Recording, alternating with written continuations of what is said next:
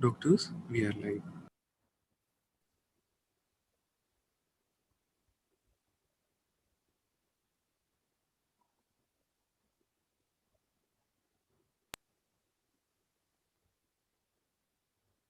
Hi, I'm Dr. Durusha, the founder president of the PCOS Society of India.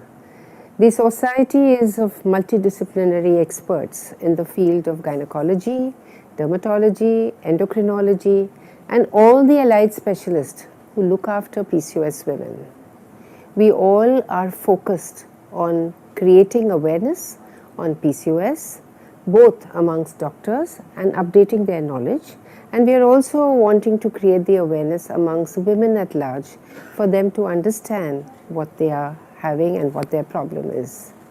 In short, our organization is consisting of experts both from India, and we also have members from outside the country. It's important for all of you to be with us and join us in our endeavor to upgrade our knowledge in this field and reach out to our patients so that they have a better quality of life in future. Thank you.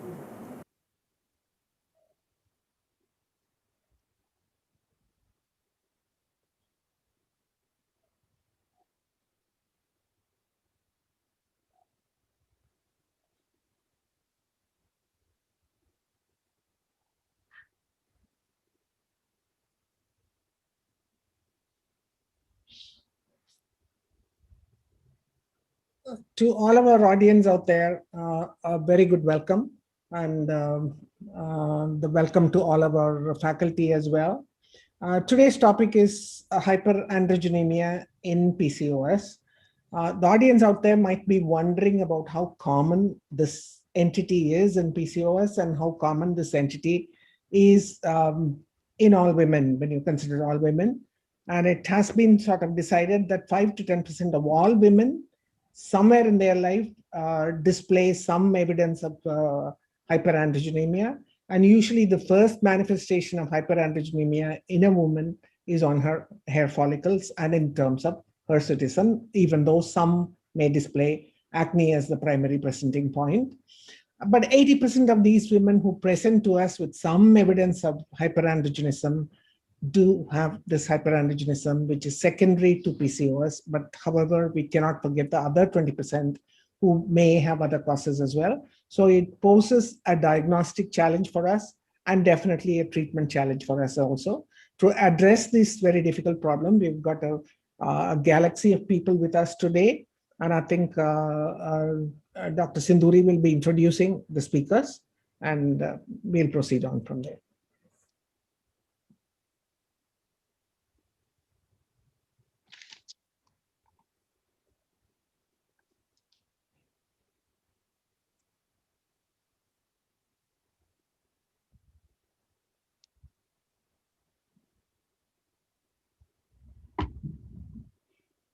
You can start the slides, Sunil.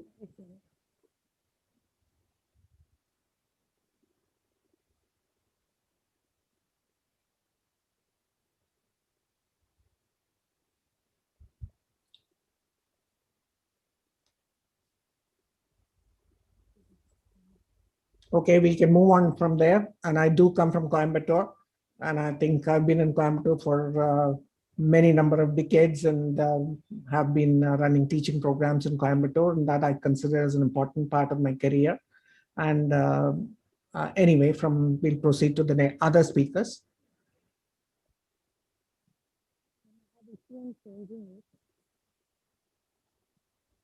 Sinduri, can you hear me? I'm able to hear you, ma'am, but I have issues in changing the slide. You have issues in changing the slide? Yes, ma'am.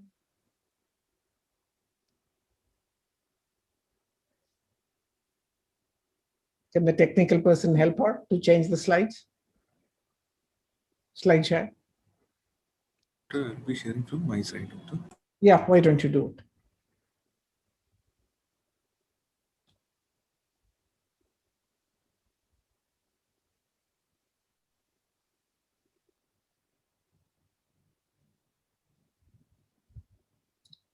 Okay, the first person I'll be talking about is Dr. Anita Suryanarayan. and she's been the Vice President in Quality Assurance at Metropolis Healthcare, over 30 years of experience in laboratory medicine, and she heads unit in Metropolis Healthcare Limited, has many articles to her credit, and a speaker in many prestigious forums. Deep interest in neurotechnologies and training, gynecology, gynec pathology has been a passion for her. Welcome you, ma'am. We'll be happy that you're part of this team. Next. Dr. Bhavni Lodaya. She's a consultant dermatologist and trichologist running her own clinic, hair clinic in Mumbai, organizing secretary for CosDerm India 2020, organized by Cosmetic Dermatology Society of India, co-investigator for clinical trials conducted at HUL, Hindustan Unilever Limited since 2004. Article on resistant acne has been published in the International Cosmetic Medicine Journal. An invited speaker on general skin and hair care, aging skin for various conferences, organizations, corporates, and medical professionals. Welcome you, Bhavni. Next is a dear friend, Dr. Kundavi Shankar, senior consultant and HOD in the Institute of Reproductive Medicine. She's a teacher and a known clinician as well in all of Tamil Nadu. National Board Certified Obstetrician Gynecologist, and a specialist in reproductive medicine and laparoscopic surgery for the last 20 years. Honorary Treasurer in TAPAZAR, and committee member of Fertility Preservation Society, coordinator, National Board and M Fellowship Program, and chairman of Anti-Sexual Harassment Committee, which is to her credit, and an examiner for FNB and MGR University Fellowship Program. And welcome, Kundavi. And another person who's maybe a little bit of a stranger to our group, who's Dr. Shaktivel Sivasubramaniam. He's a known endocrinologist with a lot of huge teleconsultation practice from Trichy in Tamil Nadu. And he's a medical director of the Hormone Clinic in Trichy, Tamil Nadu, secretary in the Association of Physicians of India, Trichy, visiting consultant in 7 other districts, and former visiting specialist in Dubai as well. Former assistant professor in Dhanalakshmi Medical College in Perambalur, and written a lot of chapters and books, and a lot of books, including diabetic complications in children, what to watch out for, both as an author in a JP publication. Welcome, Dr. Shaktivel. And Sindhuri is from our own unit, the reproductive medicine part of our unit, which is Women's Center by Motherhood at Coimbatore, and an expert hand working in the reproductive medicine area for us. And she is specializing in diagnosis and management of reproductive medicine problems. She's had her fellowship and good practice as well. Welcome, Sindhuri. Thank you. Move on with the case presentation. Okay, Dr. Sindhuri will present a case which will be the starting point for us, from where we can continue the discussion. And Sindhuri, you can start. So good evening to all for the webinar. So today we'll be Sindhuri, your voice is a bit low. Volume can be a little bit more. okay. So a 16-year girl, am I audible, sir? No, still it's a bit low. Maximize your volume and speak closer to the mic. How, ma'am? Yeah, How it is better, sir? Yeah. come closer to the. Yeah. A 16-year girl who's studying BSc Agriculture presented with us with the complaints of irregular cycles for the past 4 to 5 years. She also had face shift, rheumatism, and celiac. Her age was 11 years. From that, we checked her cycle length, which was once in took at least 90 days. And at the age of 14 to 15 years, she had cycle once in 60 days. And now for the past 1 year, her cycle pattern is like 3 to 5 days, once in 45 to 50 days. And few cycles, she got only the withdrawal bleeding with the medication. But she doesn't have any history of heavy menstrual bleeding or dysmenorrhea. And the complaint was that she has been noticing the coarse dark hair growth over her face, which is progressively increasing over the past 2 years. And there is also worsening of the acne on her face and back, and not responding to any topical treatment. And because of this hirsutism and acne, she is not able to attend any social gatherings. So coming to her general examination, she is not anemic, her BMI is normal, her weight circumference is 78, her vitals are stable. We noted a facial hirsutism in her upper lip and chin, and severe acne, which showed a scarring over the face and back, no acanthosis nigrans, And we assessed the hirsutism by the modified Perryman-Gallagher score in the 9 body areas, which was 24. Her breast development was normal, thyroid was normal. For abdomen, there was no significant abnormality detected.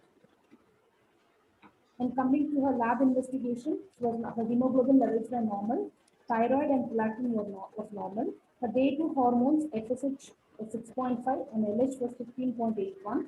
Her total testosterone level was 78.4. The sex hormone binding globulin was 12. Her 3-hour glucose tolerance test was normal. Fasting lipid profile was normal. Her vitamin D3 level was 25.5. A transabdominal scan was done on day 6. It showed a normal uterus and bilateral ovaries which are multifollicular, but there was no documentation of the ovarian volume and the antral follicle count. So we made a probable diagnosis of hyperandrogenic adolescent PCOS. Dr. Sinduri, I would like you to elaborate a couple of things. We know that all human beings out there have about 5 million hair follicles all over their body, and only about maybe 75,000 or 150,000 are on the scalp where you expect it to be. The rest of them are all over their body. And people do not develop new hair growth, like in the sense that the follicles that they're born with are the follicles that they have. Then what happens is, these follicles, when they start responding to the increased level of androgen out there, they start developing abnormal symptoms out of the existing hair follicles, right? Okay. So I would like you to first of all say why you're calling this hair growth abnormal in this lady. Okay. How do you differentiate a hair growth, which can be just excessive hair growth, which some people might have, from an abnormal hair growth or hirsutism? What are your differentiating points? Why did you call her as having hirsutism? Madam, normally childhood we have the vellus hair, which is a normal soft hair, and later part, when these hairs are becoming androgen sensitive, they develop into the terminal hairs, which are coarse and pigmented and more than 5 millimeter long. And we grade this, and these are androgen sensitive growth of the hair follicles, and we grade this hirsutism according to the modified Perryman-Gallagher score.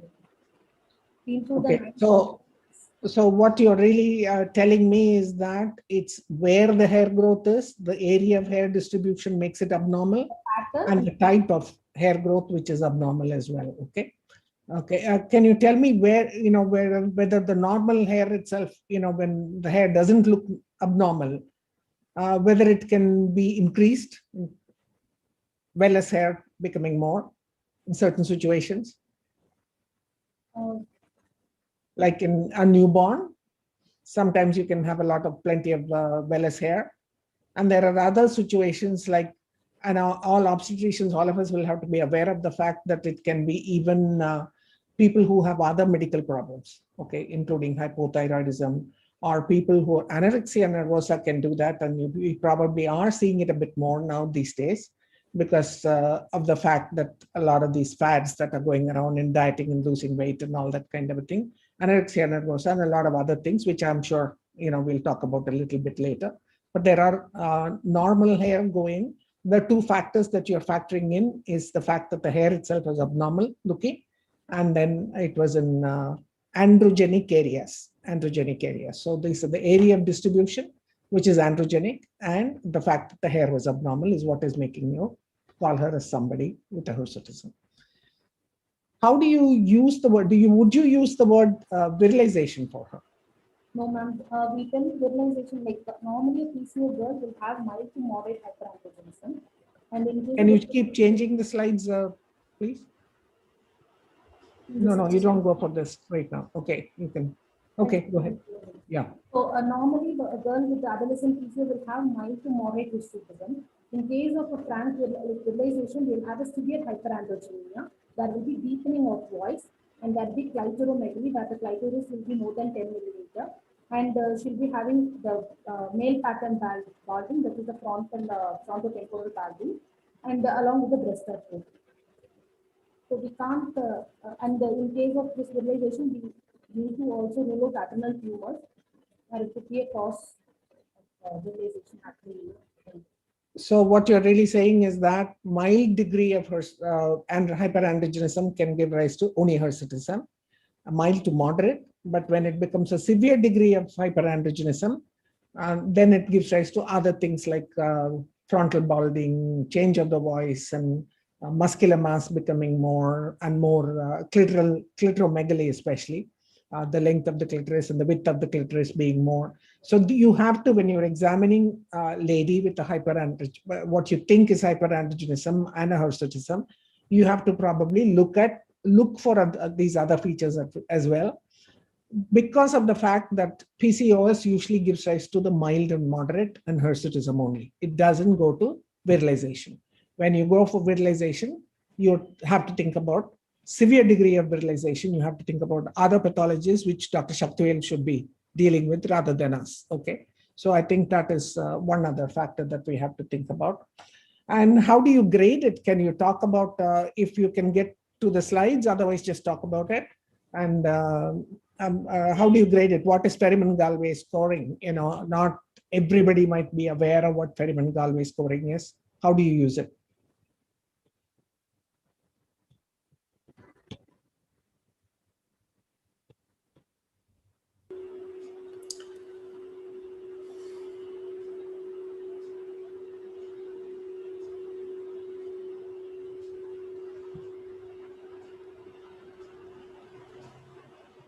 I would request the host to go through the second case and get to the last few slides. Okay, doctor. I'll stop sharing from Just go through the second case and come to the end. I think she had the slides at the end. Go on. Because I think an image will make it much easier for her to explain it. Go on, keep going. Keep changing.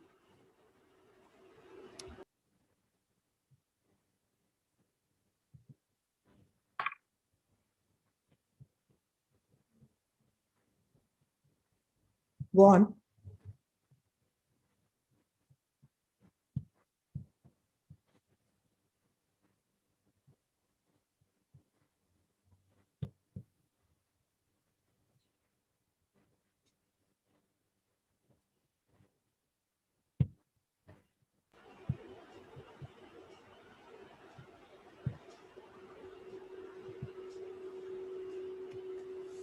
No, it's okay. It's okay if you're having difficulty in finding it. It's towards the end.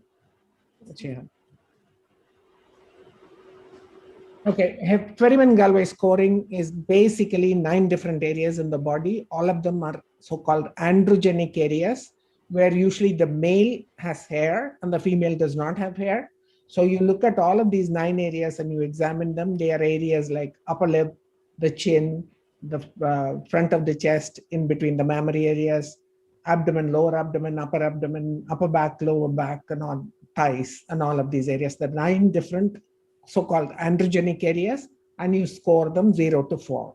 So the maximum score that one can get is 36. Okay. So what you're saying is that the up until 8, it's normal. Even if, you know, if a person has hair, if the hair is minimal and the scoring is less than 8, it is within normal limits. When it starts exceeding 8, then it becomes abnormal. 8 to 15 is mild. 15 to 25 is moderate, and when it exceeds 25, it's very severe. And as we discussed earlier, when you get to the very severe range, you also look for other features of severe hyperandrogenism, which will take your diagnosis and your investigation in a slightly different way. So you have to be grading it, not only to assess the degree of hyperandrogenism, but also to assess later on the progress with the treatment, or whether it's getting better or not. So documentation of a Ferryman-Gallwey score is important when you're examining for hyperandrogenism and hirsutism being the only presenting symptom. So we have to document it properly in the beginning. Okay. Why did you call her an adolescent PCOS? You called her a hyperandrogenism and an adolescent PCOS. Okay, in an adolescent PCOS. How do you actually diagnose PCOS in an adolescent? Is it the same as what you would do with the Rotterdam criteria in an adult, or would it be different? For an adult, at least 2 or 3 criteria could be considered. When coming to an adolescent, 3 criteria should be met. She should having oligomenorrhea or anovulation, at least irregular cycles for 2 years, or when she attains her primary menarche at the age of 60, and evidence of hyperandrogenism, more than clinical, biochemical evidence is significant, and an ultrasound diagnosis of transabdominal scan showing an ovarian volume of more than 10 centimeters, in which the stroma should be included. But for her, she's coming into the post-menarchal age of around 4 to 5 years. So the transabdominal scan criteria could not be included, and the ovarian volume was also not mentioned for her. Doctor, sorry to interrupt. Dr. T.R. Sundari's volume is a little low. Can you speak little loud? Okay, sir. Louder and closer to the mic, Sundar. Yes, ma'am. So basically, for people who have difficulty in hearing, it is what is different is that all three of the factors that we talk about in Rotterdam's criteria can be normal manifestations of puberty. It's not abnormal for a young girl to develop some acne, and the degree of acne might be a little difficult to assess. And the same way, the certain amount of other factors would be. Anovulation is normal and common in this age group. And that was the definition that she was talking about how many cycles in a year. For the first 3 years or so, the number of cycles are going to be less and the interval is going to be more. And so the all three factors are common factors in PCOS in adolescents. So under the first definition is all three have to be there. And second, the androgenization has to be biochemical as well as a clinical androgenization. And ovarian volume has to be mentioning the total volume and the stroma as well.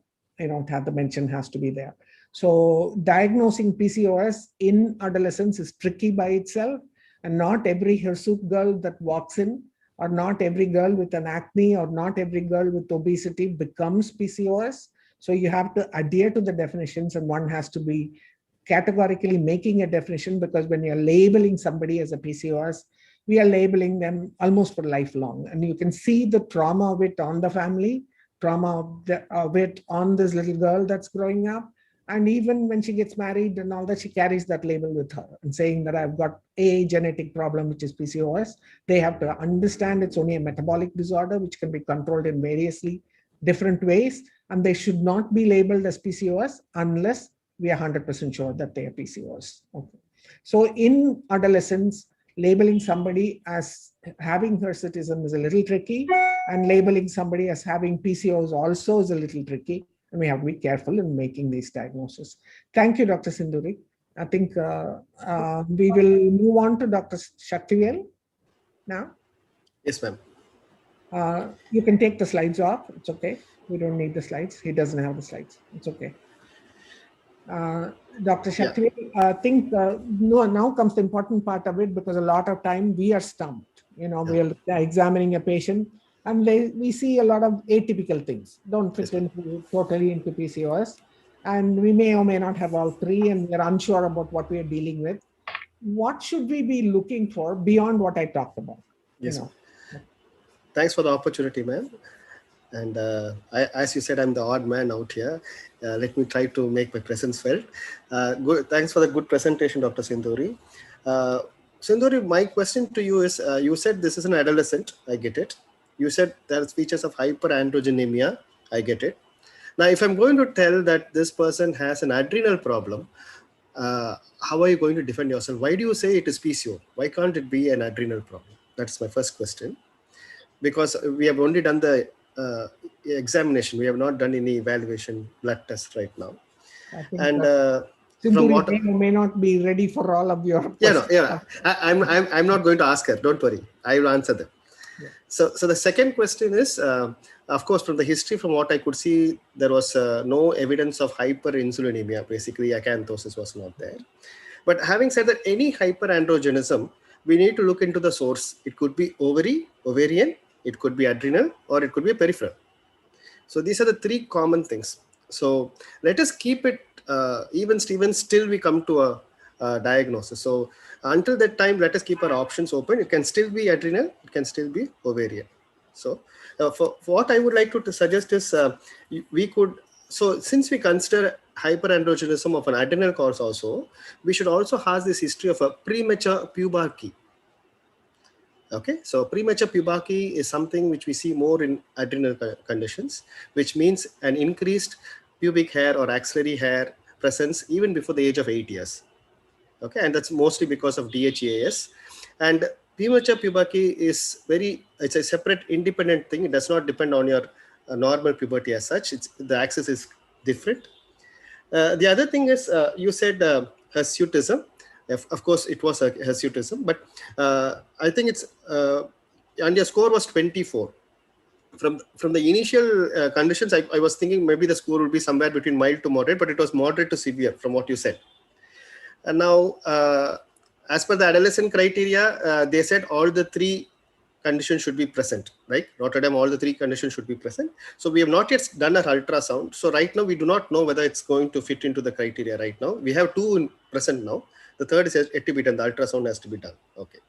As ma'am said, I also want to look into, this gives us a great opportunity, a great window to evaluate the person. The usual thinking is, as a gynecologist, maybe it might be, see, an adolescent girl, should we examine her? We are not going to do a PV or something, so should we be exactly evaluating her? But that is part of the protocol. And I would take this as a great opportunity to look into for clitoromegaly. Okay, so as ma'am said, whether there's clitoromegaly is the clitoral index, which we mean by the length as well as the transverse and the EAP diameter, and it's going to be 35 and above, it means it's hyperandrogenemia. If it's going to be 100 and above, it could be virilization. So that is another thing. So one is history of premature puberty, the other is clitoromegaly. And other history could be like history of low birth weight, small for gestational age, because these could be affecting the epigenetics. As you know, PCOS could be both genetic and epigenetic. Whether the mother had GDM, whether this child, what was birth weight and all that. And also another important aspect right now is any history of exposure to plastics and pesticides. As you know, there are endocrine disruptors which can lead to PCOS as well. Okay, I'm not saying that, I'm just giving you, these are certain things which can also consider. And also about the lifestyle of the child itself, the lifestyle history of the child itself. So that would be my points to add on to what you have done. Can I just provoke you to say a little bit more for that? Now, from the adrenal perspective, I would still keep it open now. I will still not close it as ovarian. It can still be adrenal at this point of time. So I need to go forth with my evaluation. And I think we can move on from this particular child and sort of start talking about where all we find issues. Okay, yes, doesn't have to be focused only on this. And I think for our benefit, none of us are endocrinologists, so we'd like to know what are the androgens which are there, okay, which are floating around, which you can check and which can give us DHEAS you talked about, testosterone you talked about, and where they come from. And it's very basic, but can you tell us?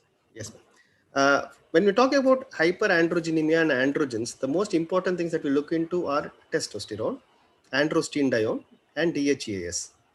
Now, most of the times during evaluation also, people look into these three things. But we should also look into 17-hydroxyprogesterone, because that is one thing which we always look for evaluation of a non-classical CAH, congenital adrenal hyperplasia. But practically what I see is a lot of people are doing a lot of DHEAS, but they're missing 17-OHP. What I would suggest is DHEAS can also be produced by the hyperandrogenemia of ovarian cause also. So PCOS itself can lead to an increased DHEAS. So unless the DHEAS is going to be above 700, we are then thinking about an adrenal tumor or something. So otherwise it's not going to be contributory. What would be more contributory is to do a second day, 8 o'clock morning, 17-hydroxyprogesterone.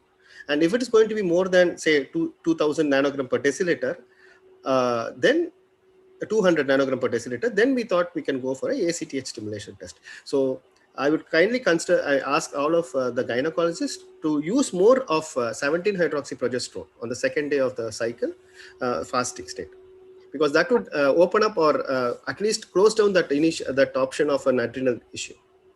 I think one of the basic things is every hirsutism is not PCOS either, even though the 80% is the mild to moderate is PCOS.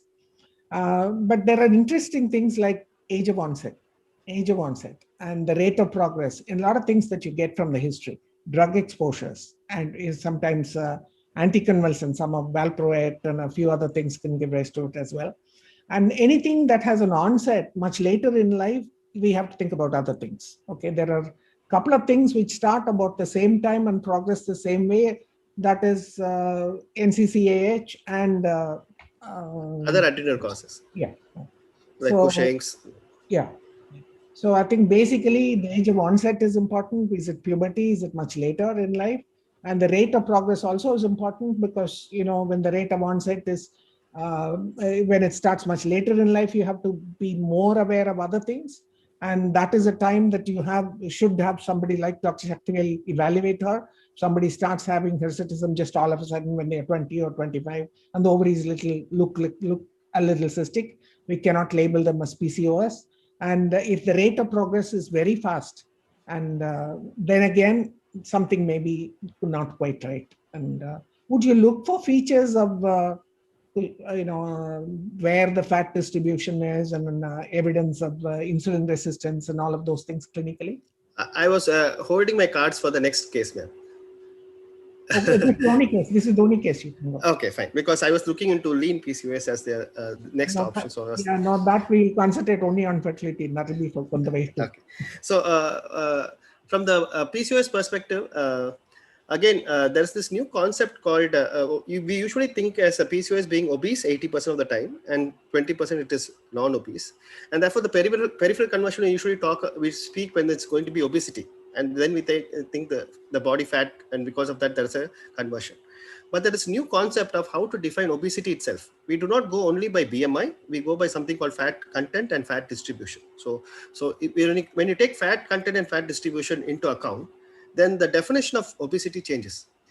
In which case, you can still have a normal weight obesity, which will explain a lot of lean PCOS. And then you have metabolically unstable normal weight. So these are new terminologies, a new way of looking into obesity as such. So when ma'am says about whether peripheral conversion could be the reason, yes, peripheral conversion is possible, but again, it depends on the fat distribution and the fat content of the person. And sometimes what happens is a person can still be lean and can still have body fat which is more than what is normal. So it is quite a dynamic field, both obesity and PCOS. So a lot of definitions are changing as we speak. And the definitions of obesity, I hope, will be changing quite soon, which will include fat distribution and body fat content. So you'd be looking more for abdominal distribution of fat that you can pick up, and maybe supraclavicular. Yes, ma'am. That is basically the usual classical teaching, ma'am, about the waist hip ratio and all that. But as we say, lean people having increased body fat is again something which is coming up new, for which we need to go for the DEXA scan. So these are things which are coming up, the latest things on normal weight obesity. But as you said, we also have to look into the usual classical forms, which, as you said, look for fat distribution, and the most common fat distribution, as ma'am said, is around the abdomen and the thighs. But apart from that, when you're looking at adrenal fat distribution is quite common. You can have a dorsal pad of fat as such. So these are the usual things. Do we have to look for striae? Do they have much of a significance? When you consider obesity itself can lead to striae. So it all depends on what are we looking at. Are we looking for striae albicans, or are we looking for pinkish striae? If you're looking for a pinkish striae, then it's going to be a diameter of more than 1 centimeter dia. Then we should think always about hypercortisolism. So hypercortisolism, pink striae with a diameter of more than 1 centimeter. Any part of the body, any stretch mark. Okay, before we move on to Dr. Anita, is there anything else that you want to talk to us about clinically looking at these women, and then going for laboratory tests and all that? The other thing, another way of evaluating them by lab tests is to do something called the dexamethasone androgen suppression test. Again, this is a short test and a long test. Another method by which, if the androgen is going to be of adrenal origin, this test can actually separate it. If you're not really sure whether it's ovarian or adrenal, in that case, you can use this test called the DAST. And if it is because of an adrenal cause, it will get suppressed. So another method which could help you to differentiate between an ovarian and an adrenal cause of androgen excess. Okay, shall we move on to Dr. Anita? Yes, ma'am, sure.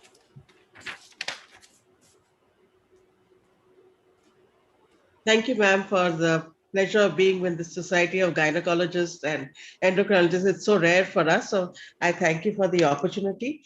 Coming to the lab test, which we do, we usually advocate, as doctor has rightly mentioned, it is an involvement of the ovaries along with the pancreas, where the insulin is, the adrenal gland, and body metabolism, and also what we have as the, there is a disconnect between the pituitary and the hypothalamus. I mean, that's the reasons well known.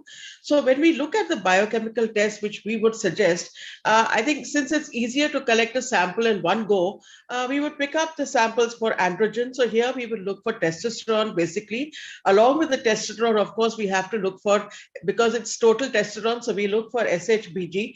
We will look for DHES, as doctor has mentioned. We look for 17-OH progesterone. So these are the tests. The androgen test will be testosterone, DHES, and 17-OH progesterone. Because testosterone, where we add SHBG, we must also nowadays advocate to look for anti-Mullerian hormone. Luteinizing hormone is there. Because the insulin, the pancreas gets affected, there's insulin and glucose. We have to look for the lipids because there is a body dysfunction also. And of course, since it is associated with inflammation also, then we have to look for the HSCRP. So in short, these are the tests which we would always advocate to do. I think we mentioned that they are also doing the GTT test is also done. And along with it, what I have seen, which was also mentioned, was which is they can have even the GnRP, that's stimulating hormone, which is there, which will let you know exactly where it is lying. You can also do the follicular stimulating hormone, which will not be on the higher side. So generally, it's a package of all these things, which can be done at one shot, and it will at least give you some indication as to what may be the cause and what may be the reason behind it.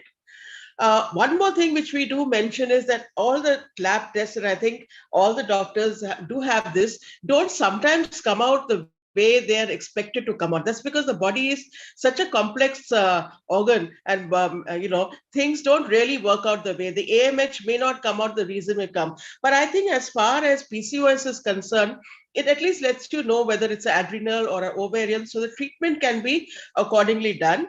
Testosterone is the one we use. Androgenic index is the one which we have been talking, also being mentioned. And as far as testosterone is concerned, there is a total one. There's a bioavailable one, which is the one which is more active. And you have the one which is bound. The bound doesn't take much. So depending on which is more, it will give you the action would be taking place. As far as pathology is concerned, these are the only things which we can help you with. And, I'm here to learn from it. We have to always clinically correlate with whatever are the clinical functions. Ma'am, I think you're muted still. Okay. Yeah. Okay. Thank you very much, Anita. You summarized it quite well, the range of tests that we can do to sort of evaluate this lady completely. And I think because it's a very basic thing, you've said that, and Dr. Shaktivel has said that, I want to re-emphasize the fact that testosterone is the primary androgen from ovary. So when your testosterone level goes up, the ovarian physiology and pathology may be different, and unless it's very high, it could be coming from somewhere else as well. And DHEAS is more of an indication of an adrenal pathology, especially if it's super high. If it's slightly on the higher side, it could be from the ovary as well. So basically, this is the differentiation that we have to have. When we get the range of tests back from you, it's a lot of a puzzle, which one is up and why is it up and where is it coming from, kind of a thing. And the one pathology that non-classic CAH being the one differential diagnosis that we have to think about for an adolescent. And I think 17-hydroxyprogesterone becomes very, very important as well. So when you're checking in an adolescent group, 17-hydroxyprogesterone becomes sort of important as well, especially they are the borderline and you cannot make a clean-cut decision. And many times you cannot make a clean-cut decision. But the overall consensus today is that AMH is probably not the primary test for an adolescent, early adolescents especially. So you cannot do an AMH and either rule in or rule out a PCOS, unlike maybe somebody who's 18 or 20 or 24. That's a different kettle of fish where we have to even base our treatments on AMH, which I'm sure later on Dr. Kunda will be talking about as well. So AMH becomes important as the lady gets older and comes to a reproductive age group. But back in adolescence, the primary thing is for us to reassure about the diagnosis. And again, you see a lot of people looking at the FSH-LH ratio and all that. They don't necessarily have to change in this. And what you're really looking for is the testosterone levels. And even a total testosterone would do. And if you want your main differential diagnosis to be ruled out, it's going to be 17-hydroxyprogesterone as well. And this is, all three of us are about saying the same thing. Okay. Yeah. Anything else that you would like to mention, Anita? No, ma'am, you have summarized it perfectly. The other thing is we sometimes, that we go for the cycle, day 2 of the cycle, day 3. But in adolescence, when the periods are so irregular and there is no timing of doing that, I don't think, that's your take, because I don't think really that will make much of a difference. Basically the LH will be increased, the FSH will be decreased on the lower side, irrespective of whichever day or time of the cycle we are doing. In adolescence, that will be a big issue. It's quite a difficult problem. Madam, if the same person was overweight, then I would also consider Cushing's. As you said, we look for pink striae, we look for the dorsal pad of fat, and we'll go for an overnight dexamethasone suppression test, which would be a better screening test than doing a baseline cortisol alone. But having said that, baseline cortisol would also help us. Yeah, can you see me, ma'am? Yeah, we can see you now. Yeah. So baseline cortisol would also help us to rule out any exogenous steroid-induced hypercortisolism. So if the same person was overweight, I would have thought about it. But since this person was not overweight, I'm not taking Cushing's into consideration. So between both of you, I think, have we made it clear what testing to do and where to go from there? Or yes, ma'am. Now that the person is a lean adolescent girl, the only differential I would be thinking about right now is to rule out a non-classical CAH. Otherwise, I would go more in favor of an adolescent PCOS. Yeah, I think we'll move on from this one particular case. This is only a starting point where we were discussing, but I think we have to consider a clinical situation where it could be something different as well. It could be somebody on the obese side, where if PCOS is concerned, I think your laboratory thing also would include the investigations to rule out a metabolic syndrome. Right? Yes, ma'am, of course. I think so. Metabolic syndrome and an insulin resistance is something else that we have to think about besides making a diagnosis of PCOS or ruling out other endocrine problems. It's the sequelae of what you're facing, which is probably very, very important to this young girl going forward. So probably that will become part of the next step investigations maybe. Okay. Yes, ma'am. But I would not advise people to go for a HOMA-IR or a fasting insulin, which that is not required. We can only do a fasting blood glucose or a 75-gram GTT just to rule out metabolic. I think that's a very great point, because a lot of times you see people doing insulin levels, and I think it's a far more accurate thing and clinically relevant thing for you to have a GTT rather than a HOMA-IR or an insulin level. I agree with you totally. And then maybe we can move on with Dr. Shaktivel. What would you do with this lady now? Granted, you've made sure about the diagnosis of PCOS and significant hyperandrogenism, and in terms of increased testosterone, but not in the range of where you think about other things. And you really want to give her some sort of a relief. And there are two different things that we talk about. Dermatologically, what we do, we'll go to the dermatologist next, but I would like you to sort of talk about whether there is an indication for medical treatment as such and what that would be. Yes, there is definitely an indication, ma'am. And now this hirsutism is a patient concerning hirsutism. Now that she's being an adolescent as well, it could be quite concerning for her. So first thing is it's patient concerning. Second is the degree of hirsutism being 24 to 25, which is bordering between moderate to severe hirsutism. So there are two things, as you say. One is we go into estrogen plus progesterone and oral contraceptive, which is basically to act on the hypothalamus and regularize the cycles. The other thing is going for an anti-androgenic effect. And for anti-androgenic effect, as you would know, we have different things that we use, right from cyprotrone to finasteride to spironolactone and flutamide. Of course, flutamide has now fallen out of consideration. So usual things that we use right now is usually an OCP along with myoinositol from the cycle perspective. Now, from the androgen perspective, we usually, there are two things. If there's going to be a metabolic derangement, we will go with metformin. Metformin is not given only for an androgenic cause right now. It's not been indicated for that. So we will be only going with an anti-androgen, which could be most probably a spironolactone to start with. Now, having said that, if you're going to give a spironolactone, it's an adolescent girl, so that's not a problem, but we need to tell her that with spironolactone, two things. One, she can go for a hyperkalemia, and second, her periods can be irregular, and that is why we are also adding an OCP as well.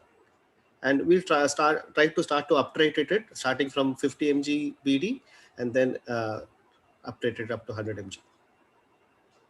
Okay. Oral contraceptive, is there a choice of progesterone in the oral contraceptives that you would choose? The anti-androgenic progesterones, or would it make a difference? I had a discussion regarding this talk with my endocrine colleagues, and the question was, okay, I'm going to give an OCP. Which OCP is the best OCP? I went through the RCOG guidelines, the endocrine guidelines. There's no OCP which is called a superior OCP to one. But having said that, the choice of estrogen should be the estradiol should be lesser as much as possible, and the progesterone should be non-androgenic as much as possible. But having said that, the generation 4 progestins, they seem to have a little bit of more of a prothrombotic effect, and therefore there's also a black box warning as far as drospirenone is concerned. So we need to tread it cautiously. We need not. So the idea was that we can use either generation 2, 3, or 4, but again it depends upon what is the propensity for prothrombotic events as well. So it's a tightrope walk there now. I would welcome your suggestions for the same. I think a lot of societies now agree that if you go for androgenic progesterone, there is a distinct category of 19 or androgenic progesterones. And in clinical things, you do see that gives rise to actually more acne, even otherwise. Even if somebody is not prone for it, there's an incidence of acne with those kind of progesterones. So I know that it's not there in society recommendations, but clinically, majority of us keep away from it. And because sometimes it makes the acne worse rather than better. So majority of us do choose to use drospirenone because of the mineralocorticoid activities, and generally people don't put on weight on it, and their hirsutism does become better. So, and it's easier to manage also. And another opinion that is there, it doesn't have to be always done, is rather than 20 microgram, therefore an estrogen dominant, slightly more dominant pill. And in this age group, when there is no other metabolic factor, even though what you're saying is right, the incidence of DVTs is slightly higher, but the numbers are actually very, very low. Actual numbers are so low that it doesn't seem to be much of a concern. So drospirenone containing pills are chosen. The next question becomes, and often a question from most gynecologists, okay, you put them on it and they're on it for about 3 months, 6 months, maybe it is slightly better. They come back and they say that, and they stop it on their own and it comes back again. And how long can we continue the oral contraceptive? What age can we start it? How long can we continue? And ma'am, I think from the oral contraceptive perspective, your experience will be much better than mine. But from the anti-androgen perspective, I still think that, as they say, the life cycle of a hair follicle, again, I think the dermatologist would be discussing on that, we'll be continuing it at least a minimum of 6 months to 1 year, sometimes even up to 2 years. But from the OCP point, I think I would go by what you say, ma'am, because your experience should be much wider than mine. The difficulty is when you start it too early because of its other effects. Estrogen having other effects. So usually we wait until they're 15 or 16 before we start OCP. And then what is usually said is 5 years of post-gynecological, it's gynecological age, that's post-menarche, is when we can continue. And at that period in time, for whatever reason you're using the OCPs for, whether it's hirsutism, whether it's cycle regulation, it suggests that you stop it. The two conditions on which you stop it is either if it's an obese patient, she loses a lot of weight and she, her physical level, fitness level becomes better. Sometimes their cycles become better and everything becomes, the hormonal milieu becomes much better. So if they do something with their lifestyle and that seems to make a difference, you can try stopping it earlier and seeing what happens, but with the warning that you might have to put it back. But definitely, I agree with you. It's not 3 months or 6 months. When we start something like this, we have to tell them that it's going to take quite a bit of time before they see a response. So at 5 years of a 5-year gynecological age, should you reassess the person? Yes, that's what is suggested. Anything else that you would like to talk about before we move on to dermatologist? I think that's fine, ma'am. I think then the next person would be Bhavni.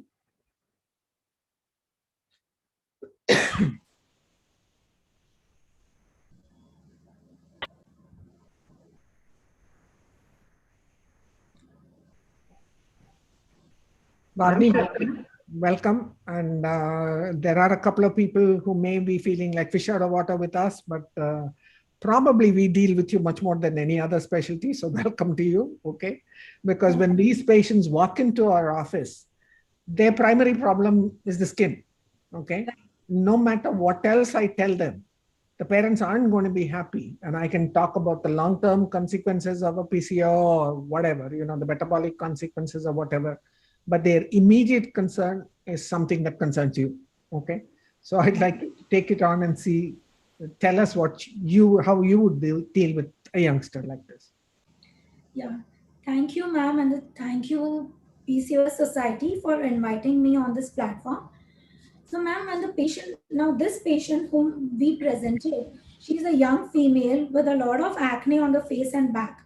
So when these youngsters come, of course, I tell them they are detected with the polycystic ovaries. But main thing is a lifestyle change, what they need to do. They are worried about their appearance on the skin. So for acne, I always ask them about the history related to what they eat, their diet, their exercise. Ma'am, are you able to hear me? Yeah, I can go ahead. I just took my picture now. Okay. Yeah.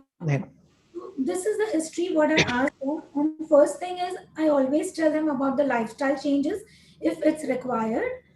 Second thing, I ask them about what products they are using every day.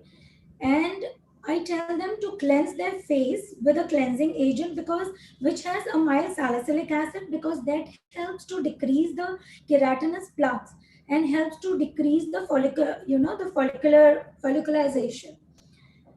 The second thing what we tell our patients is the topical treatment. Basically the creams what they are supposed to use every day.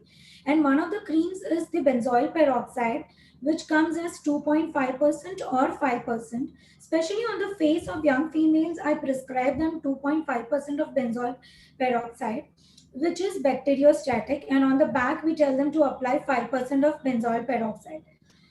Of these patients, we give them sometimes if they have inflammatory acne. Now, it depends on what kind of acne they have. There are some patients having only comedones or papular acne. For them, we give benzoyl peroxide or salicylic acid as a topical applications. But if they have inflammatory pustular acne, then I start with an antibiotic also containing either azithromycin, which we give them 500 milligram once a day for 5 days, or minocycline or doxycycline, we give them 100 milligram or 200 milligram once a day for at least 20 to 30 days, along with the topical application of either benzoyl peroxide or topical antibiotic creams containing either nadifloxacin, clindamycin, erythromycin, or fusidic acid. There are some patients having inflammatory acne, and these are cystic nodular acne, and this can further lead them to scarring. So for these patients, I prescribe them isotretinoin, which is a tablet which is given approximately 0.5 milligram per kg per day. And this we start initially for every day for 3 months, and then we do it on alternate days for the next 3 months. Isotretinoin is the tablet which helps inflammatory acne, nodulocystic acne, and it helps to decrease the scarring also. So, but only thing about the isotretinoin is they can't take it if they are planning their pregnancy. So this we consult our patients and then we give it to our patients. Along with the isotretinoin tablet, of course, if they have irregular periods, then again we tell them to consult the gynac, and then accordingly a combination of my treatment and the treatment of the gynecologist goes together. Coming to the hirsutism, if the patient has hirsutism, especially on the upper lip, chin, and this PCOS patients we have seen mostly they have it on the lower face, the chest area, the umbilical area, and they are very much worried about those hair.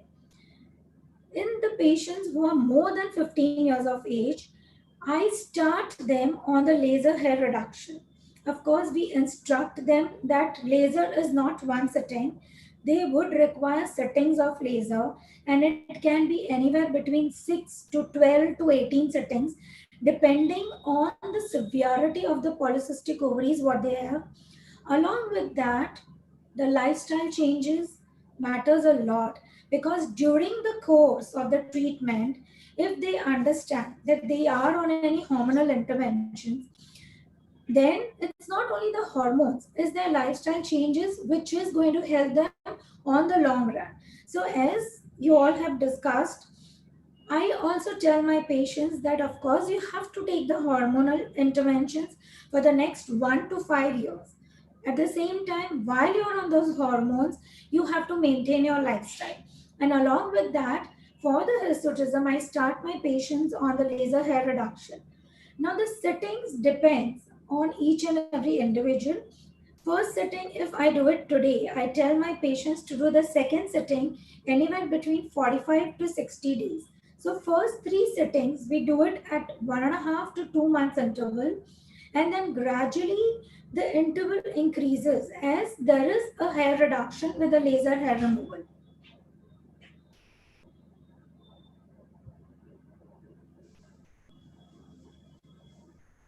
Bhavani, that was quite exhaustive, but I am very sure when we go to the question part of it, the majority of the questions are going to be for you. Okay.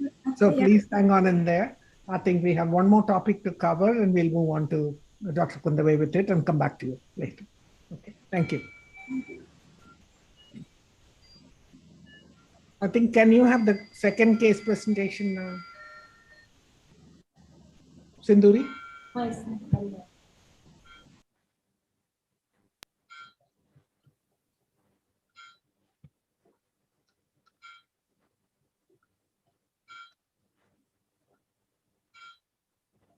Okay, go ahead. Go ahead. Can you, Sindhuri? Can you hear me? And then one second.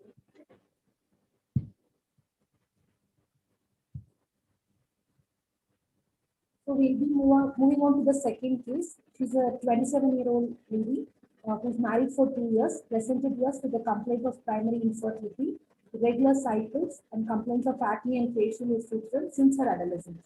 Her age at menarche is 12 years.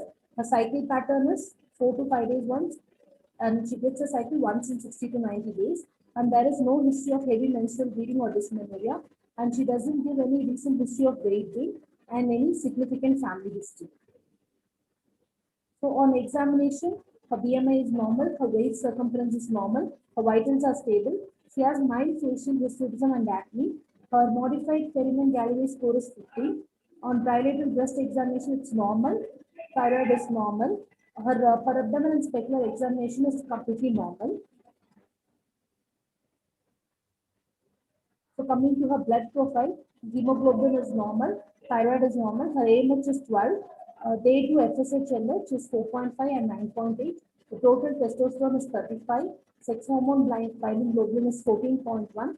Her 3-hour glucose tolerance test is normal. Her fasting lipid profile is normal. So a transvaginal ultrasonography was done on day 5. The uterus is normal, and follicular count per ovary on the right side is 28 and on the left side is 32. And the ovarian volume is 12.5 cc on the right and 13 cc on the left. She has undergone 2 cycles of ovulation injection outside with the oral ovulation. She is not sure of what medication she has taken, and the follicular monitoring was not done. The tubal testing was done by HSG. Coming to the male partner evaluation, he's 34 years. He's an IT professional. He's not a smoker and alcoholic, and he doesn't have any history of surgeries in past, and he's not at present. He's not on any medication. And semen analysis was done according to the WHO 2010. It is normozoospermia. Count is 58 million per ml, and progressive motility is 42, and the normal forms are 4%. So we diagnosed her as a lean hyperandrogenic PCO with primary infertility. Okay, you can go off the slides, and maybe we can have Dr. Kundabai.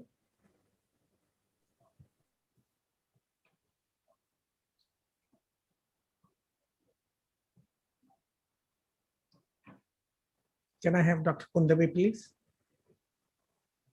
I can hear you, ma'am. Okay. I can't see your image, Kundabai. Yeah. Okay, that's fine.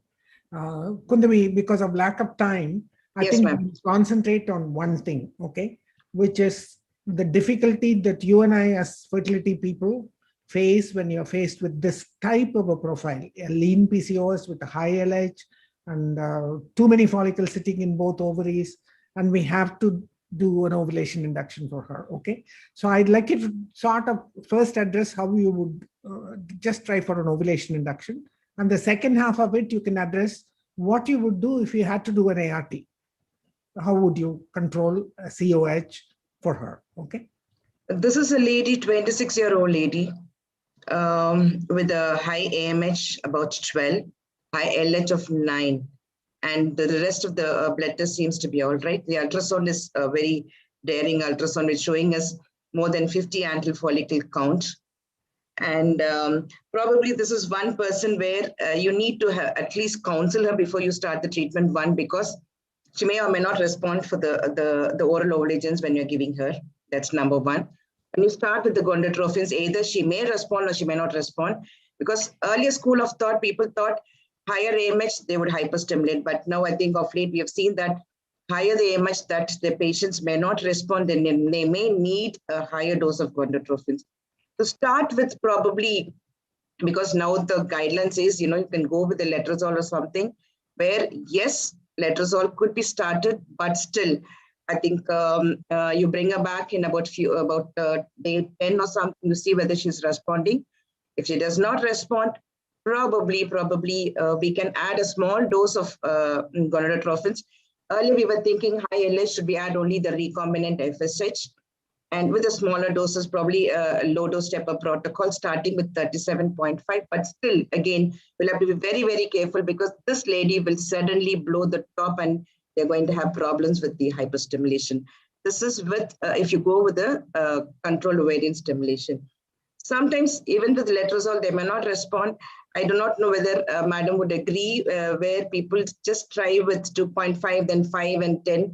But the evidence says 2.5 is enough to start with, because the higher the dose, you do have an endometrial problems as well.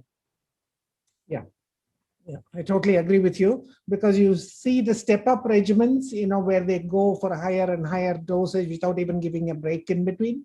But somehow this kind of a profile and the step-up doesn't seem to work. At least it hasn't worked for me. I don't know about you. We have tried only with clomiphene, but when we started with the higher dose for the smaller dose for the longer duration, we found that we did have problems with the endometrial thickness, especially with the letrozole. Yeah. Both you can run into problems with it. One may be visible, the other one may not be quite so visible with the clomiphene, because it's a receptor-based thing. But both you're going to have problems by the time you come up there. So I think it is very difficult. At the end of the day, it's very difficult, and unless you bring down the image, unless you bring down the AFCs for her in some kind of a way prior to ovulation induction. But probably maybe a pre-treatment of ossiples. There's again controversies regarding probably 3 to 6 cycles, whether it could bring down the LH as well as AMH. Probably there are people who said even metformin could bring down the AMH levels, but again, controversies over there. So probably minimum of 3 cycles. If it is acceptable, the patient saying that we are going to give this as to reduce LH level so that she would respond, probably we can consider Ocipils at least minimum of 3 cycles. Yeah, but making it more prolonged than that, nobody is going to be happy with you when you put them on OCPs. She may come back to Coimbatore for further treatment if she leaves me. Okay, so this is one part of it where you have problems with the thing, and the usual step up thing may or may not work in this kind of a situation and may get you into more trouble than help. Okay. Because once the patient needs patience, and the clinicians also need patience when you have this low dose step up protocol, because it's going to have a longer duration for the treatment as well. And suddenly they may not respond as well. So this is one group, because we cannot tell them whether they would respond or not respond. So probably whether, again, a dilemma of, we have to do a genetic test for these women. For all women is again a question mark to rule out any receptor polymorphism, because it may be very common in these Change your patients. management and that much in this lady anyway, who's an obvious PCOS. Okay, now maybe there is a male factor, maybe there is something else, and you need to do an ART for her, or she's totally not responding to this, and you decide that it might be safer to go for an ART situation rather than trying to manage her with ovulation induction, end up with a multiple pregnancy or a failed induction, or both are possible. So those are the issues that you'll have to face. So now you've decided to go with an ART and a controlled ovarian hyperstimulation. What kind of a protocol, what kind of a dosage, how would you monitor? Maybe I would go with an antagon protocol, because it's easier to trigger with an agonist so that you can avoid the severe dreadful complication of hyperstimulation, because you can collect the eggs, make it as an embryo, freeze embryos, make it as a segmentation IVF. Maybe this is a lady, looking at her antral follicle count of 22, I think. What a tough case. I'm sure you must have faced it. Many times. Probably, even if you start with a lower dose, probably 100 or 112, but it's going to touch her because you've reached the threshold of that AMH and then FSH. So probably I would start with a smaller dose of maximum of 112. Because now I think recently we have attended a lot of webinars where we thought of the highly purified HMG. You start with, probably you can prevent the hyperstimulation rather than, because it's a recombinant FSH which could produce more follicles when compared to the highly purified. So probably now we have the pen type coming with a highly purified HMG. I would go with this 112 start of things, and then re-examine her, do an ultrasound around day 6 or something, go with an antagon protocol. So whatever modification you're going to do it fairly early in the cycle. So you can come down if you need to, and majority of cases you need to come down. You need to come down. But sometimes we have seen a lot of empty follicles, empty cumulus, when we bring down the dose of the gonadotrophins as well. So it's like a cat on the wall situation, whether you continue the same dose or you can step down the dose. I wouldn't prefer to do a costing, but I would probably reduce the dose in case she really has higher estradiol levels, anything more than 1,000 or 1,200 on a day 6, then that gives you a warrant where you can really come down with your dose of the gonadotrophins. Costing has almost become a non-thing for you to do. One interesting statement that I just wanted to make is that the high level of AMH itself is supposed to block the effect of FSH. FSH. So, a lot of times you wonder why, when you're using a high, they don't respond to you at all until you hit a certain point where they just blow up on you. So the wrong thing would be to go on increasing you can give it for a longer number of days rather than increase the dosage very early on, because the blockage may be because of the high level of AMH that we have. So anybody with a super high level of AMH, we have to be careful about the fact that they may not respond. Or they may not appear to be responding in the beginning, and they may sort of end up blow up the top. Yeah, blow the top later on. So it has to be the art of ART in here more than anywhere else, where you adjust the dosages comfortably, so you don't end up canceling the cycle and you don't end up with an OHSS. But a lot of things have given us a huge margin of safety now. This is the antagon cycles, agonist trigger, and freeze-all, and you'll have to probably counsel for her all of the above right when you're starting the procedure. Starting the treatment. Yeah. Because sometimes they may not be too happy when you freeze the embryos, but you have to tell them the. I think it will have to be ahead of time. Hyperstimulation. Counseling much ahead of time. Counseling is much important, especially these sort of lean PCOs or a PCO, obese PCO, whoever it is, because we are going to freeze those embryos. Okay.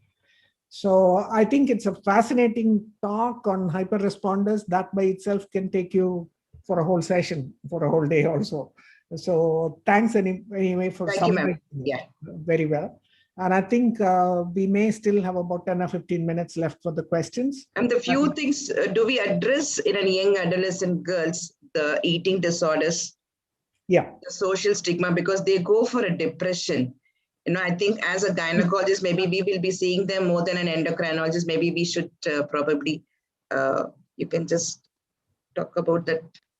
Yeah, I think 2 or 3 things. I'm glad you brought it up. It is the mental thing that you're facing along with this, because it's for an adolescent, it's one of the most awful things that can happen to them at that age group, when they are becoming so aware of what they look like and their peer pressure and everything else happening in there. That becomes an important thing. The parents also, I think it's dealing with the parents becomes very important, because for them, they want a result for what their problem is. Their problem is maybe acne, maybe hirsutism, maybe weight, whatever, but they want an overnight solution. So counseling and dedicated PCOS clinics becomes very, very important for you to, right at the beginning, counsel them properly that this treatment is not going to end in 1 month, 2 months, 3 months. Otherwise, as you see very often, and I see very often, these are people who already seen about half a dozen gynecologists going from one to another, changing her BCP everywhere, and then coming back to you saying, everybody is giving me the pill, but nothing is working because you've taken it only for a month or 2, and then you start switching it. So I think counseling, working with the patient, dealing with her mental problems, all of which becomes extremely important for us to work as this team, where you have your dermatologist, where you have your endocrinologist, where you have your counselors, becomes extremely important in these kind of people, whether it's a fertility situation or whether it's an adolescent who has, problems with either acne or hirsutism. I think this is the basic thing, and I think I'm happy you brought that aspect. But because of the long-term duration of the ossiples, do we really have to check their liver function test or something? Because where we have seen the drug-induced damage of the enzymes. It is mostly more than even the liver function. It is the fact that you're actually inducing metabolic syndrome also secondary to the hormonal therapy, where she's already at risk for a metabolic syndrome. So the long-term therapy with oral contraceptives has its own challenges. You can't do it endlessly. The longest time is 5 years, but you have to start convincing these young ladies earlier itself. Like Bharmi also mentioned that we work together. We work together to change her lifestyle, change her diet, change her exercise, change the way she looks at it. She becomes a partner in the treatment rather than just being handed out the medications. That doesn't work. Okay. So I think. What about this hyperplasias, ma'am? You know, because we've seen a lot of, I don't know, just every patient, sometimes when we do a hysteroscope and send the endometrial Q ratings, we do tend to see the simple hyperplasias in the PCO, even in an young adult women. So probably the pathologist here, Dr. Anita, how do you see such things, the incidence going up with hyperplasia, ma'am? I don't know whether Anita is there or not. Is Anita there? No, ma'am, I'm there. I'm just switching on my video. But yeah, I think Dr. Mridubhashri would definitely know. We do see hyperplasias is seen, and sometimes you're quite at a loss, you don't know what is the reason behind it. And so yeah, it is serious, definitely, yes. It is, but it's luckily majority of it is readily reversible. Reversible. So I think we have to talk positively to them, don't have to panic. And at age of 16 or 17, even if the endometrial thickness looks more than what it should, I would prefer to use just a progesterone for a longer period of time and have a withdrawal bleeding before I recheck it. You'll find that with 1 or at the most 2 cycles of progesterones, a lot of them come back to normal. Okay, so rather than put them through a DNC when they're not married, when they haven't really reach that gynecological maturity of 5 years or 6 years beyond menarche. I don't think there's a necessity for doing an endometrial biopsy at that time. I would prefer to do a progesterone trial of progesterone treatment, just progesterone alone, to convert it into secretory endometrium and shed, because this is unopposed estrogen for a long period of time, because they're not ovulating, they don't have any progesterones, they don't have regular cycles, and it accumulates and it looks quite awful in an ultrasound.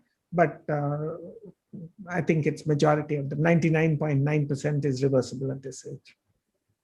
Have you ever seen this PCOS women have a small size uterus? Yes, I have, but not very often. What about the endometrium? But we find it difficult to build up the endometrium sometimes with these PCOS. That's because of the androgens which are floating. Androgens which are floating around. Androgens which can have a funny effect on the endometrium. So once you start reversing the whole thing, that reverses. And then you have to be careful about what you use for building up that endometrium also. These hyperplasias, you would give them a letrozole or something to prepare the endometrium, their FET cycles, or? I would have them shed that endometrium first completely to my satisfaction. If I need to repeat, it's in the reproductive age group and I'm trying to make them conceive. And if it's a proven hyperplasia, I might do a PIPL just to make sure after 2 to 3 cycles of progesterone alone. And I don't use a BCP for that. I use plain progesterones, and it works out a lot easier to shed that endometrium and to convert that endometrium. And if I need to, I might do a PIPL beyond that. But if not, if it looks absolutely okay, and if you get a triple line beyond that 2 or 3 cycles, you'll be fine. You can go ahead.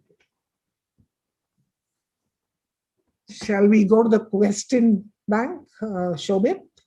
You know, whatever questions you have. Shobit, in chat box, there are questions. Can Yes, we have doctor, access to them? there are.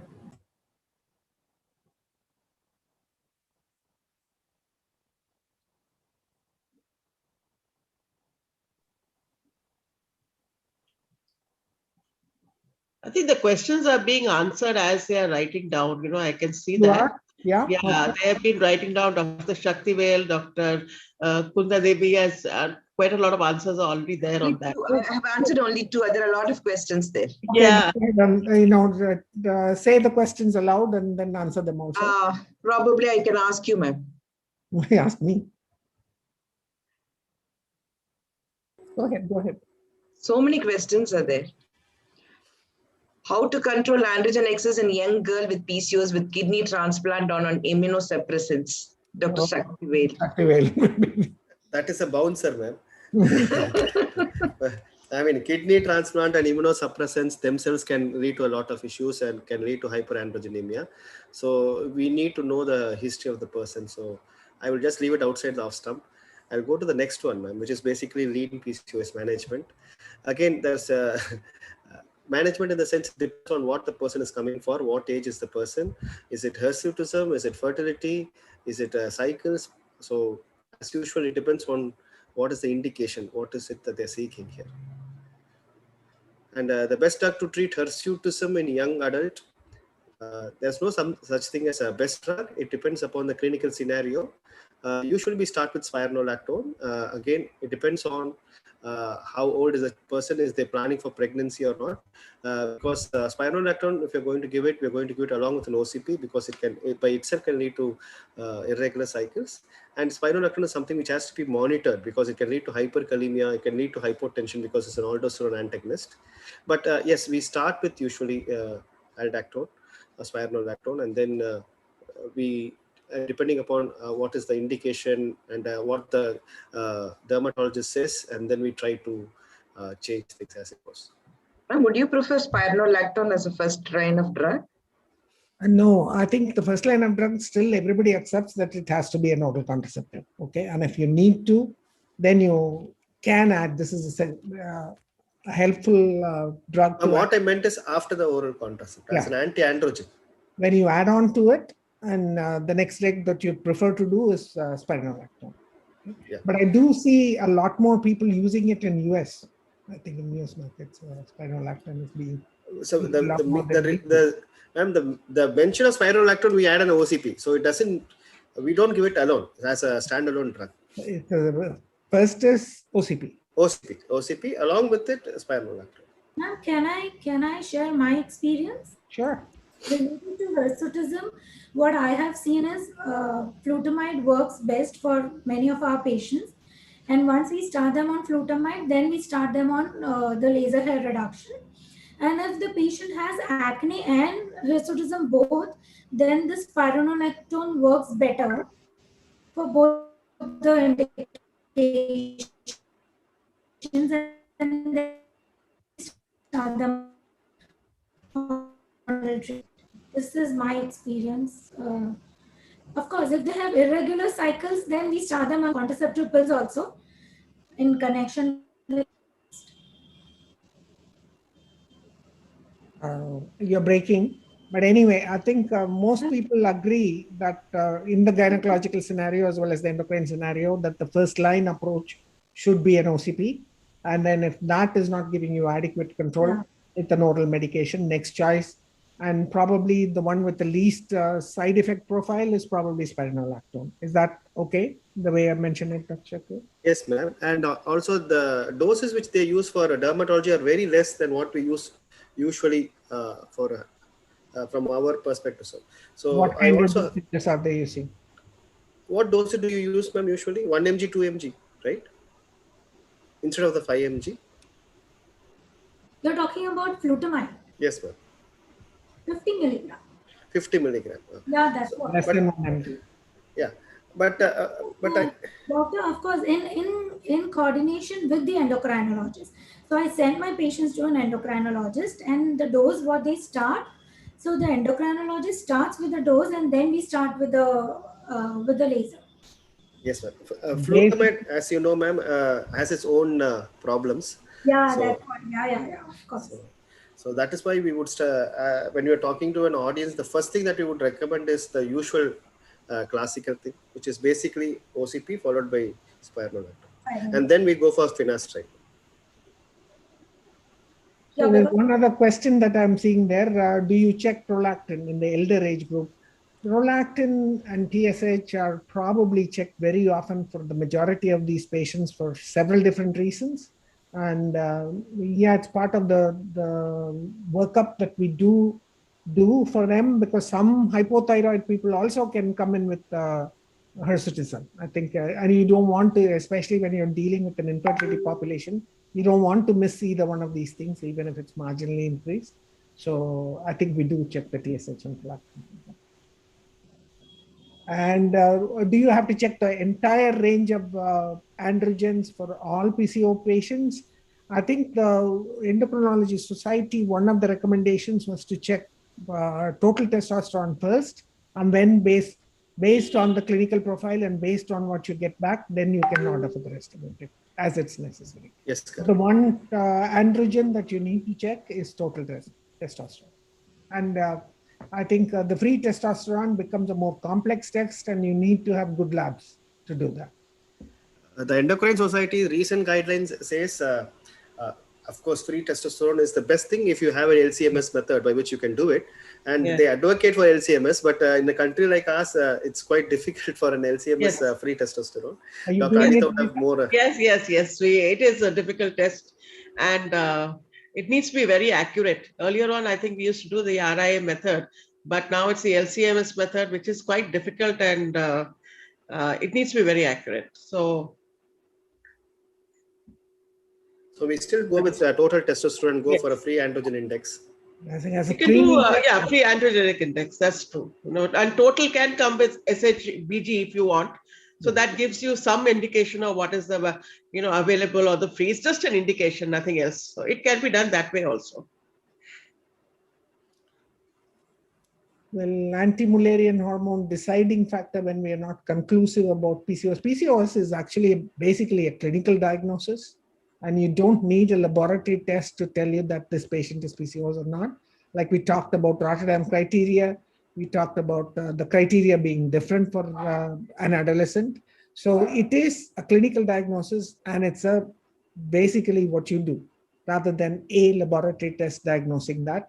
AMH is still being discussed whether that is going to be declared as the definitive thing or not. We're not very sure. But as fertility specialists, we definitely require an AMH before we start treating anybody.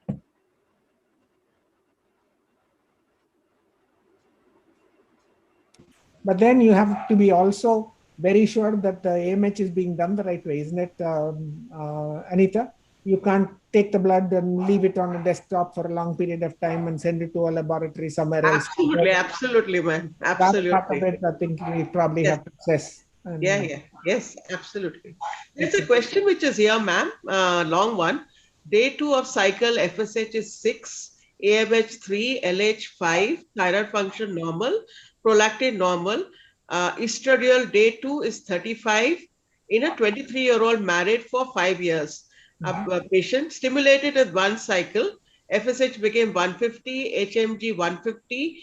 This is a failed IUI. Because doctor is asking for advice. Her E2 on day 10 is 75 and day 11 is 170. So she's asking what next can she do with this patient? The total description is not there. What kind of an ovulation induction was done? Was it for a for an IUI? Obviously, it was done for an IUI, and might have been an oral ovulogen that was used. And we're talking about how a higher AMH by itself can be blocking, okay? And I think it depends on which oral ovulogen you chose and what kind of a dosage, and whether it was titrated or not is the question. But it's not uncommon for in a high AMH situation for an oral ovulogen to fail. It was not given her AFC as well, because it could be a discordant AMH and AFC, because she's tried all this DHA and testosterone gel as well. So probably. For PCOS? PCOS, she's not given an AFC antral follicle count there. Okay, I didn't read that exact question, but she just said AMH is 3, so we do not know the AFC there. And why would we check E2 for an IUI? We don't know. Don't need to check all of those things for an. So have we really addressed most of these questions? And I think we are coming to the end of our time, are we? We thank everybody, the audience out there, for their involvement in this session and the multiple number of questions that we are receiving. And I think I more than ever thank all of my panelists who've been actively with me, and a great discussion that we've had for an hour and a half. The hour and a half just went very quickly, at least for me. Thank you all very much individually. Thank you, each one of you, very much for your involvement and for your contribution to this discussion today. Thank you. And I thank, of course, PCOS Society and my dear friend, Dr. Durusha, for making all of this happen again and again and again for the nationwide audience in a different formats, and where different aspects of it, you even start wondering, does PCOS have so many different aspects? And I really thank her for having taken this initiative about PCOS as an entity that needs to be addressed for the society and for nation's population, and doing it for the doctors as well. Thank you all very much. Thank you. Thank you, ma'am. Thank you. Thank you so much.